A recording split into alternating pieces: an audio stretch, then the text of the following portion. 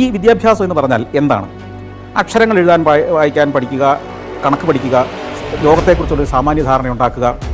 അടുത്തത് നമ്മൾ സ്പെഷ്യലൈസ് ചെയ്യേണ്ട, നമുക്ക് ഏറ്റവും മികച്ചതായി തീരാൻ കഴിയുന്ന ഒരു മേഖലയിലേക്കുള്ളൊരു വാതിൽ നമുക്ക് തുറന്നു തരിക. ഇതൊക്കെയാണ് വിദ്യാഭ്യാസത്തിൽ ബേസിക്കലി നടക്കുന്ന കാര്യങ്ങൾ.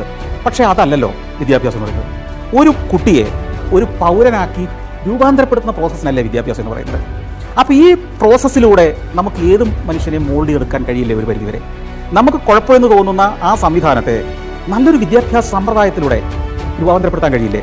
ഇപ്പോൾ അമേരിക്കൻ പ്രസിഡന്റിനെ കുറിച്ച് നമ്മൾ എത്ര മോശം പറയുമ്പോഴും, അല്ലെങ്കിൽ റഷ്യൻ പ്രസിഡന്റിനെ കുറിച്ചോ ജാപ്പനീസ് പ്രധാനമന്ത്രിയെക്കുറിച്ചോ അയാളുടെ പോളിസികളെ നമ്മൾ വിമർശിക്കുമ്പോഴും ജപ്പാൻകാരെ എല്ലാം നമ്മൾ വെറുക്കുകയല്ലോ ചെയ്യുന്നത്.